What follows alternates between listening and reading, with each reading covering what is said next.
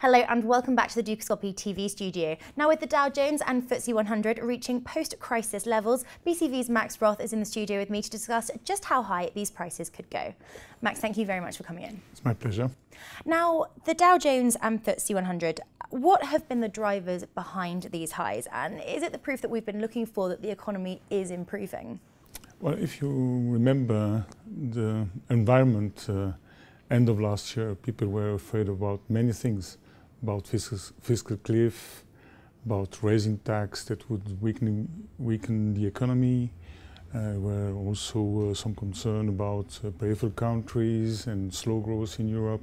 Lots of fear everywhere, and especially the fiscal cliff didn't materialize, and people were a bit caught about this one, and had to rush to go for equity and makes the money work again. And what role is leverage playing in these rallies? Not a big part, but we must admit that credit growth is increasing, especially in the United States. The corporate credit growth has increased quite a lot, double-digit pace. Regarding consumer credit, it's improving. And while also the section of mortgage is still deleveraging, financial sector, the credit growth is negative, deleveraging also.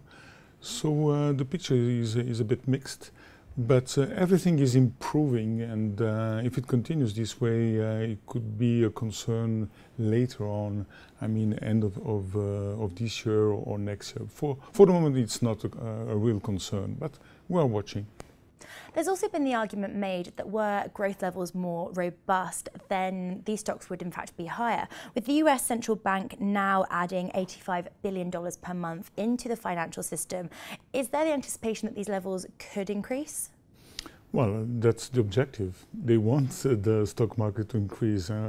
Bernanke and Janet Yellen and Dudley, the three important members of the FOMC, was advocating for creating this famous wealth effect. So that's the objective. Other people are saying that it's a bubble effect, but a bubble or a wealth effect, never mind, it goes up. So that's what they want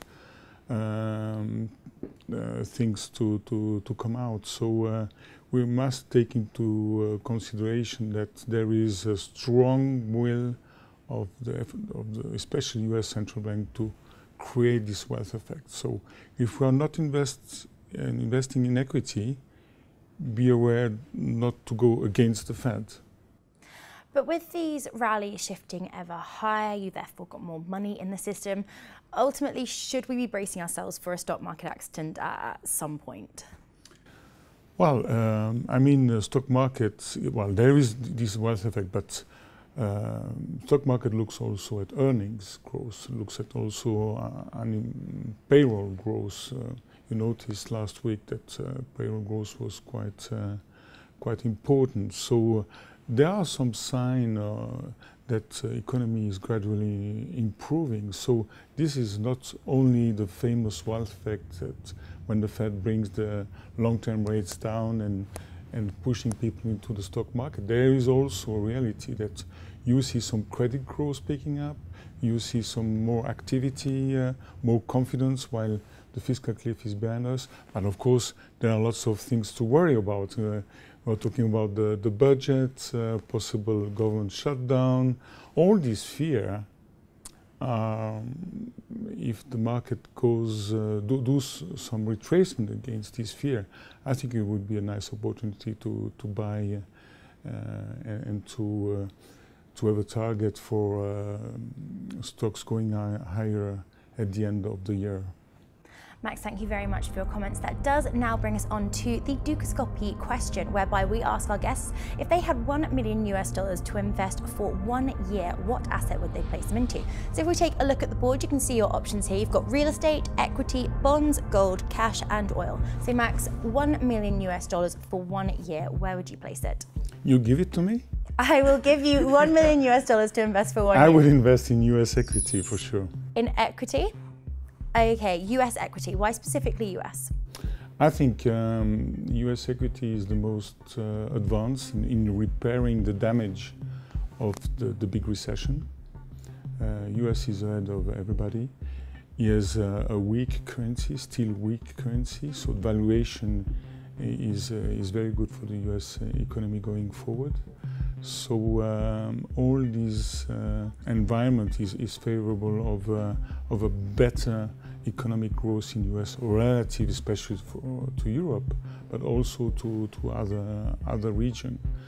And also regarding the budgets, they are very prudent not to hurt the economy. So the austerity, the so-called excessive austerity that has taken place for years in Europe, which is really counterproductive, that's not the case in the US. They are doing some reasonable things in a very difficult way because Democrats and Republicans are not cooperating. But the result is that all these adjustments are done with a long-term horizon and the least possible damage to the economy. So I think US stocks, the dollar will improve, capital flow will slowly channel through this region again.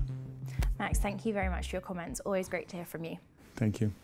That's all we've got time for right now, but I'll be back shortly with more exclusive interviews for you, so don't go away.